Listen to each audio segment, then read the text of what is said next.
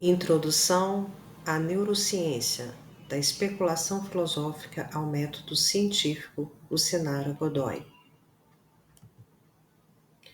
Índice: História, encéfalo, lobos cerebrais, neurônios, frase de impacto, bibliografia. A neurociência sempre buscou responder: onde está a mente? Como a mente e o corpo se relacionam? Como funciona a mente? Por que temos uma mente? Quando buscamos entender a mente e seu funcionamento, percebemos que essa investigação atravessa milênios, passando por diversas culturas e paradigmas científicos. Desde os tempos mais remotos, a humanidade tentou intervir no corpo para aliviar dor e sofrimento ou influenciar o comportamento.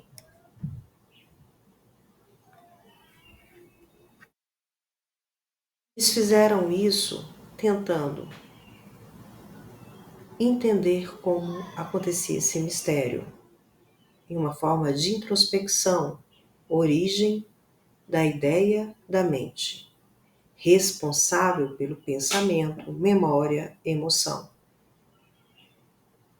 Foi vista mente igual a espírito, como se fosse vapor, envolvendo sono, sonhos e traumas, que mostravam sua ligação com o corpo. Um exemplo de tentativa de aliviar o sofrimento e influenciar o comportamento era a trepanação, prática primitiva de perfuração do crânio, encontrada em diferentes regiões do mundo, como os egípcios, maias, astecas, assírios e chineses. Possivelmente como objetivo de aliviar dores de cabeça, crises epilépticas ou problemas comportamentais.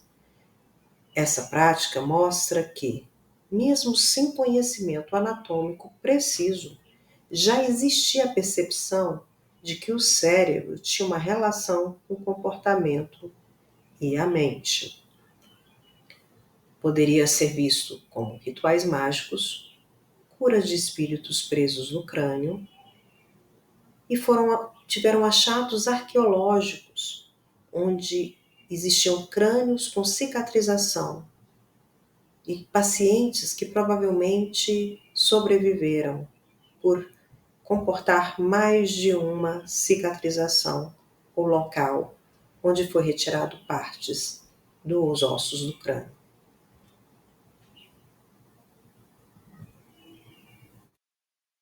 Egípcios e os papiros de Wedding Smith, há cerca de 1500 anos antes de Cristo,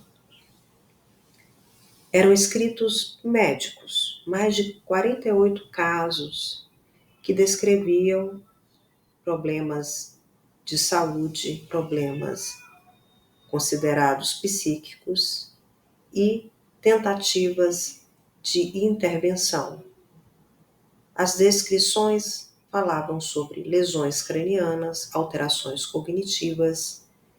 Foi a primeira sistematização clínica que se tem notícia, muito à frente do seu tempo. Na Grécia Antiga, pensadores já se debruçavam sobre a origem das nossas capacidades. Alquimeão e Demócrito propuseram que a mente residia no cérebro, antecipando descobertas futuras. Hipócrates, considerado o pai da medicina, também defendia que o cérebro era o centro das emoções e do pensamento. Mas, por outro lado, Aristóteles manteve a visão contrária a ele.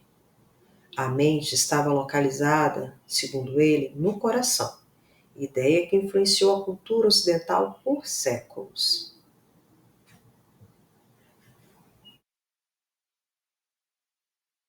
Mesmo no século III a.C., em Alexandria, tendo o Herófilo e o Aristarco realizando dissecações de humanos, descrevendo com precisão estruturas do sistema nervoso e relacionando cérebro e comportamento, houve um período de estagnação que aconteceu na Idade Média, pois essas práticas foram praticamente proibidas. O cristianismo da época considerava o corpo humano como uma morada da alma, e a dissecação era visto como profanação. Por isso, o avanço anatômico foi interrompido por séculos, e o estudo do cérebro ficou limitado a interpretações teóricas, textos antigos, ou até mesmo dissecações de animais.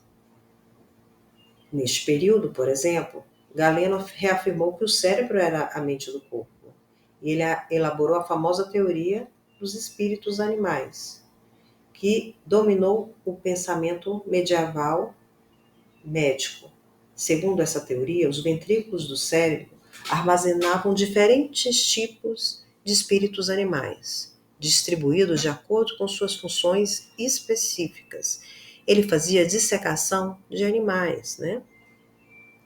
E ele atribuía ao primeiro ventrículo, por exemplo, a percepção sensorial, no segundo, o pensamento e imaginação, e no terceiro, a memória. Mas foi durante o Renascimento que o estudo do cérebro retomou o rigor anatômico. Temos Leonardo da Vinci, que produziu moldes em cera dos ventrículos, enquanto Vesalius destacou a importância da substância cinzenta, reduzindo o papel dos ventrículos. Avanços anatômicos continuavam com Williams e Steno, que descreveram estruturas cerebrais e ridicularizaram a teoria dos espíritos animais de Galeno. Na modernidade, surgiram conceitos como o dualismo mente-corpo, de Descartes, e a teoria do reflexo, baseado na ideia de que os nervos funcionam como tubos hidráulicos. Essa visão foi transformada quando Luigi Galvani, no século XVIII, demonstrou por experimentos que a contração muscular poderia ser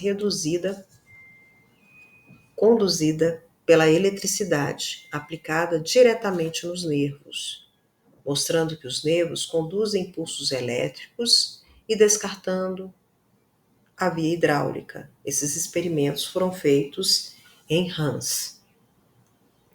Foi nesse período também que Franz Joseph Gall propôs a frenologia, teoria segundo a qual características mentais e traços de personalidade estariam localizados em regiões específicas do cérebro, observáveis na forma do crânio, no seu formato. Embora equivocada e posteriormente desacreditada, a frenologia teve grande influência histórica ao estimular a busca por localização funcional do cérebro, preparando o terreno para descobertas posteriores, como a área de Broca e a de Wernicke. Então, a era científica dos finais do século XVIII e XIX foi a era dos nervos que funcionam por eletricidade, de Galvani. Avanços ocorreram, como o localizacionismo, a doutrina neuronal de eletricidade, e nós tivemos contribuições como a teoria da evolução de Charles Darwin, que mostrou que o comportamento e a cognição são moldados biologicamente, conectando a mente e a biologia, e só os fortes e dotados de cognição conseguem se proteger das intempéries do ambiente. Bernard veio com a teoria da homeostase, mostrando que o cérebro regula o equilíbrio interno do corpo.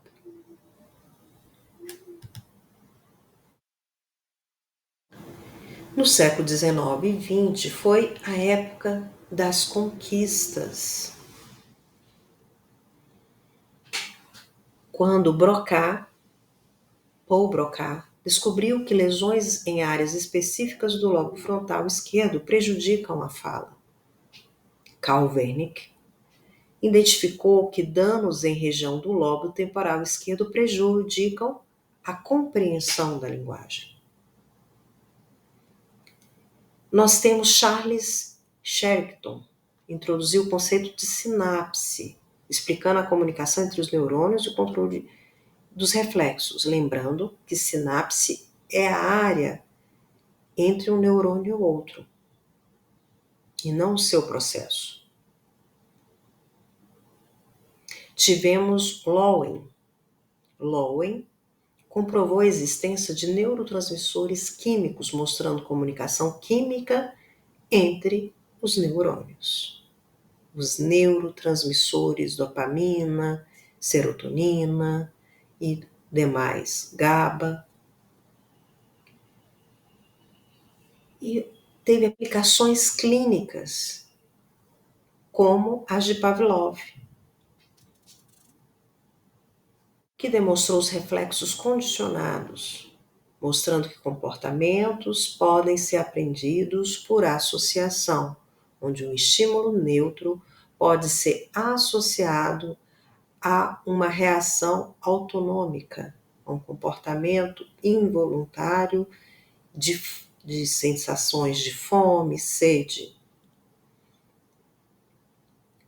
Influenciou a psiquiatria científica, onde as descobertas foram perceptíveis que doenças eram iguais disfunções cerebrais. Áreas cerebrais afetadas poderiam ocasionar doenças ou afasias. Freud, com a sua teoria da mente, trouxe a ideia do inconsciente, o aprendizado inconsciente, afetando emocionalmente as nossas ações. Foi uma era das tecnologias, o advento das imagens, raio-x, tomografia, eletrocefalograma, e por conta dos neurotransmissores e as suas funções, se adentrou a farmacologia moderna.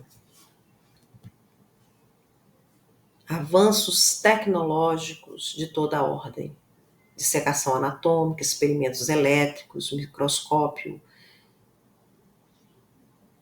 e a eletrônica de modo geral.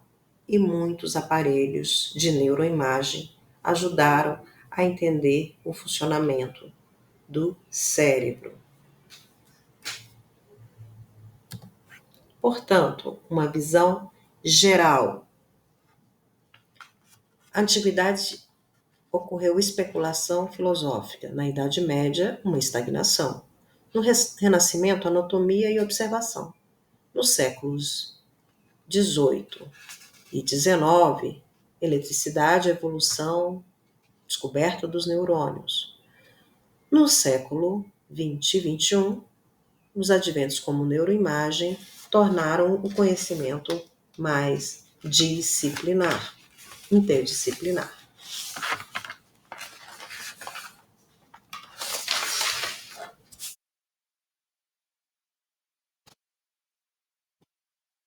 Células, neurônios e células da glia.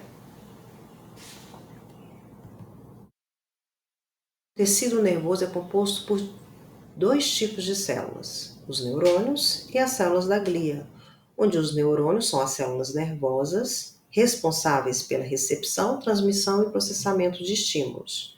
As células da glia atuam na sustentação, nutrição e proteção do sistema nervoso.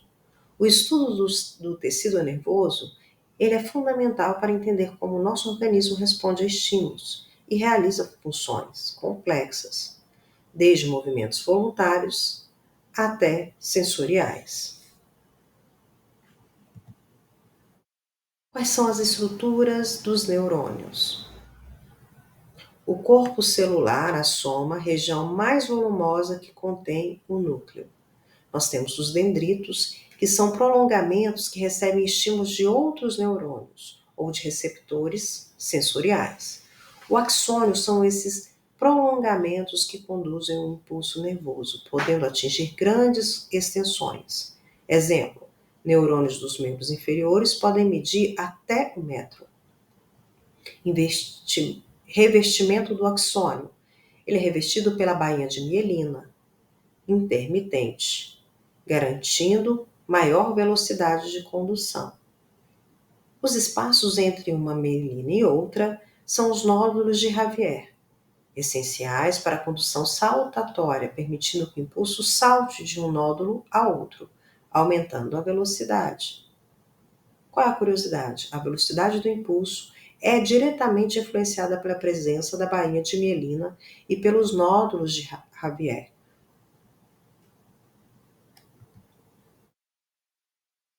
Nesse slide, nós temos uma estrutura de um desenho de um neurônio. Do lado direito da tela, do lado esquerdo da tela, temos o núcleo e os dendritos saindo do núcleo. E pro lado esquerdo da tela, temos esse feixe de axônio, essa linha do axônio encoberta pela bainha de mielina, aonde acontece o impulso nervoso. Entre uma bainha de mielina e outra, nós temos o nódulo de Javier. Nessa estrutura apresentada de neurônio, nós temos dendritos saindo do corpo nuclear, que é o núcleo, e também do axônio, no final dos axônios.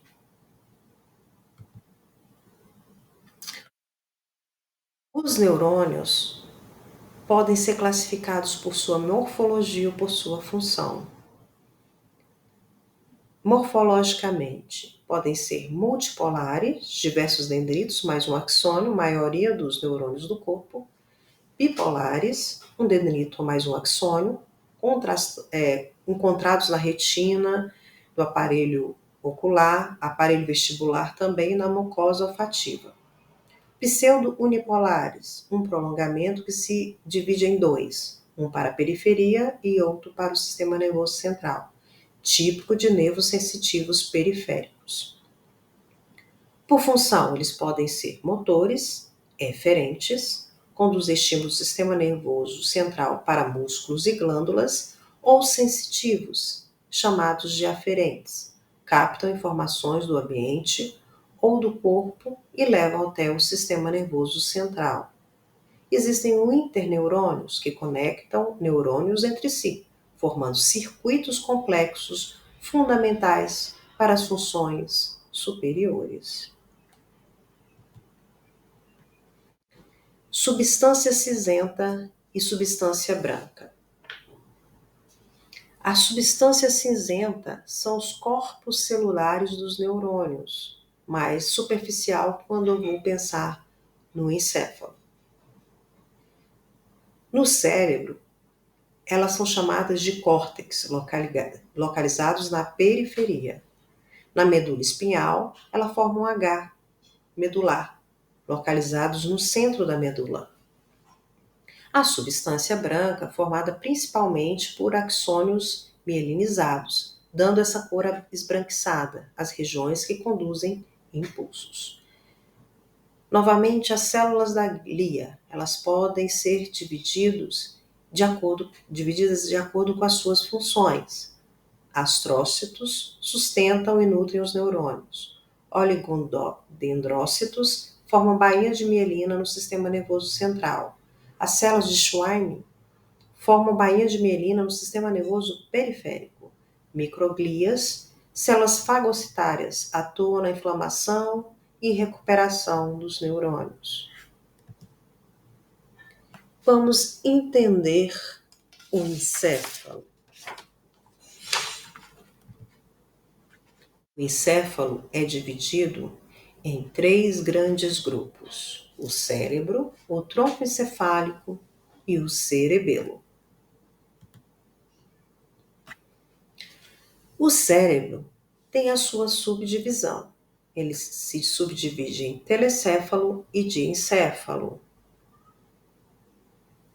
Lembrando que o cérebro é o maior e mais conhecida parte do encéfalo e se divide dessas duas formas, telencéfalo e diencéfalo. O telencéfalo representa a maior porção do cérebro. Estrutura superficial, córtex central, formado por substância cinzenta, rica em corpos celulares de neurônios. Estruturas mais internas dele é a substância branca, composta majoritariamente por axônios, que permitem a comunicação entre diferentes regiões.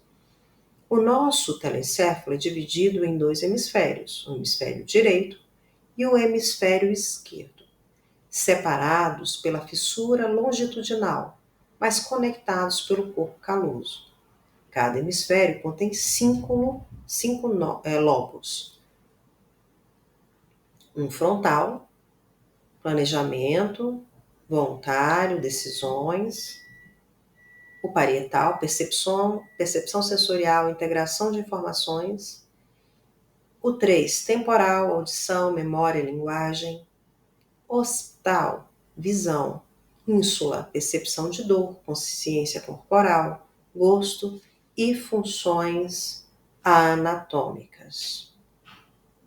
Para melhor compreender, vamos lembrar, o telencéfalo é a maior parte do cérebro, ocupando quase toda a caixa craniana e cobrindo o encéfalo.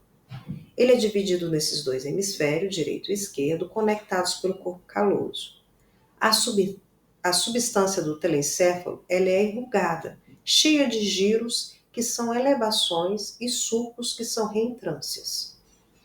Essas dobras aumentam a área disponível para neurônios e ajudam a organizar as funções. Na parte da frente da cabeça, logo atrás da testa, está o lobo frontal. Ele contém os giros frontais, sequências largas e longitudinais. O sulco central separa o frontal do parietal. Dentro do frontal, o giro pré-frontal e a área motora primária responsável pelos movimentos voluntários do corpo. Imagine-o como um painel de comandos dos músculos, controlando braços, pernas, mãos e rosto. O lobo frontal também organiza pensamentos, decisões e comportamentos, sendo como o diretor do cérebro. Logo atrás do frontal, na parte superior e no centro da cabeça, vamos passar para frente para poder visualizar. Que na nossa figura aqui está na coloração cinza, encontra-se o lobo parietal. Ele possui os giros pós-central, logo após o sulco central. Essa região é o córtex somatosensorial, responsável por toda a sensação do corpo, como toque, pressão, dor, temperatura, percepção da posição de cada parte do corpo. Pense nela como um mapa interno que permite sentir onde seus braços, pernas e mãos estão, mesmo sem você olhar. Aí, descendo para os lados da cabeça, perto das orelhas, está o que estamos vendo em verde, o lobo temporal. Ele contém giros laterais e é separado pelo frontal e parietal pelo sulco lateral ou de Sylvius. Essa região processa a audição, a memória, compreensão da linguagem, funcionando como uma biblioteca auditiva de lembranças. A lembrança da voz da sua mãe, de um autor famoso, você consegue discriminar entre um som e outro. Já na parte atrás da cabeça, que está na coloração rosada, na nossa figura, próximo à nuca, encontra-se o lobo occipital. Ele possui giros menores, que processam informações visuais, interpretando formas, cores e movimentos. Dentro do occipital, a fissura calcariana é fundamental para a visão central, mesmo que a pessoa não enxergue. É aqui que o cérebro organiza imagens captadas pelos olhos. Por fim, no interior profundo do cérebro, escondido sob os lobos frontal, parietal e temporal, encontra-se o lobo da ínsula. Ele fica oculto dentro do sulco lateral, Vamos ver na imagem. Acima nós temos um cérebro, um encéfalo completo, como se eu estivesse dissecando os lóbulos temporal, frontal e parietal, e dentro eu pudesse ter acesso à ínsula. A ínsula é responsável por emoções, percepção de dor, consciência corporal, gosto e funções autonômicas, como regulação da respiração e batimentos cardíacos. Podemos imaginá-la como uma central interna que monitora o estado do corpo e contribui para as nossas experiências emocionais. Portanto, os giros e sulcos não são apenas relevos, eles organizam o cérebro separando áreas motoras, somatosensoriais, cognitivas, auditivas, visuais e emocionais. O telencéfalo é a parte do cérebro que mais contribui para pensar, sentir, mover-se e interagir com o mundo, permitindo que tenhamos consciência de nós mesmos e do ambiente ao nosso redor. Mas como foi falado, o cérebro ele se divide em telencéfalo e diencéfalo. No diencéfalo encontramos estruturas como o tálamo e o hipotálamo. O tálamo é responsável por estação de retransmissão de informações sensoriais.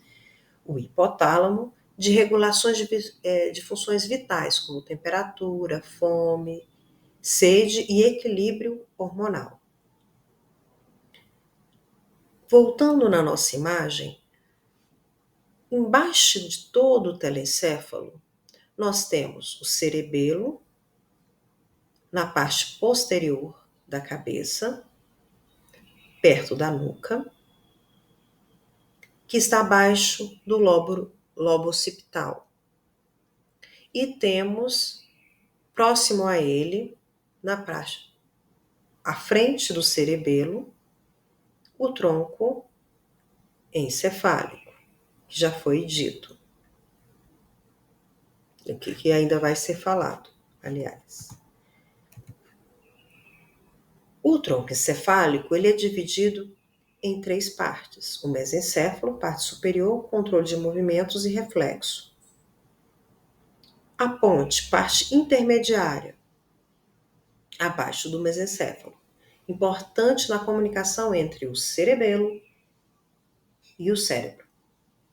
O bulbo, parte inferior, abaixo da ponte, conecta-se à medula espinhal e controla funções vitais como respiração e frequência cardíaca. E nós temos nessa estrutura chamada cerebelo, que parece um cérebro pequeno abaixo do parietal, do occipital, aliás, abaixo do lobo occipital, localizado perto da nuca, responsável pelo equilíbrio, coordenação motora e precisão de movimentos. Todo encéfalo precisa ser protegido da parte externa e de questões mecânicas que poderiam danificá-lo. O encéfalo ele é protegido por 3 meninges, que são as membranas, a dura mater, a aracnoide e a pia mater. A dura mater, mais externa, próximo ao crânio, na estrutura óssea do crânio, a aracnoide intermediária e a pia mater interna, mais fina, ali grudada no cérebro. Como proteção também temos o líquido cerebro-brocospinal, o céfalo-raquidiano, o líquor, circula entre as meninges e pelos ventrículos do encéfalo. Absorve choques, fornece nutrientes e remove resíduos. E também temos a estrutura do crânio para a proteção, estrutura óssea rígida que envolve todo o encéfalo. Nós temos uma imagem de uma cabeça com dissecção, mostrando a dura mater, a meninge mais externa, que tem a aracnoide logo em seguida e mais profundamente a pia mater. Então, são várias camadas para a proteção dessa estrutura tão importante quanto o cérebro. É importante saber que, apesar das funções específicas, os lobos não são separados por barreiras físicas. Eles se conectam por feixes de fibras neurais, permitindo que percepções, pensamentos e decisões sejam resultados da integração de múltiplas regiões. Exemplo: memória e aprendizagem envolve simultaneamente o lobo frontal, temporal e límbico. Essa pequena massa esbranquiçada de menos de 1,5 kg dentro da cabeça, que à primeira vista pode parecer mole, estranha, insignificante, é, de fato, o dispositivo mais complexo, poderoso e surpreendente de todo o universo. É uma fala retirada do livro da Tiepo, de 2022, na página 1. Esse livro mostra aqui nas referências bibliográficas, se intitula A Vida é uma Viagem pelo Cérebro, a Via Rápida para Entender Neurociência, São Paulo, Conectomos, de 2025. Nós temos também, como indicação bibliográfica, Neurociência e Educação, Como o Cérebro Aprende, de Ramon Consensa e Leonor Guerra. Temos também um artigo intitulado Neurociência, Contribuições para a Formação de Prática Docente, Comunicação Oral, apresentada no 6º Seminário de Educação e Formação Humana, no Simpósio de Educação, Formação e Trabalho, em Belo Horizonte, em 2018, pela Maria Adélia Costa e pela Cíntia Paola Rodrigues Mendes. E mais uma indicação bibliográfica é Neurociência Cognitiva e Desenvolvimento Humano, Temas em Educação e Saúde, de Elaine Faria, André Olimpo Oliveira e Carlos Alberto Mourão Júnior. Qualquer dúvida, pode ficar à vontade para perguntar nas próximas aulas ou no chat.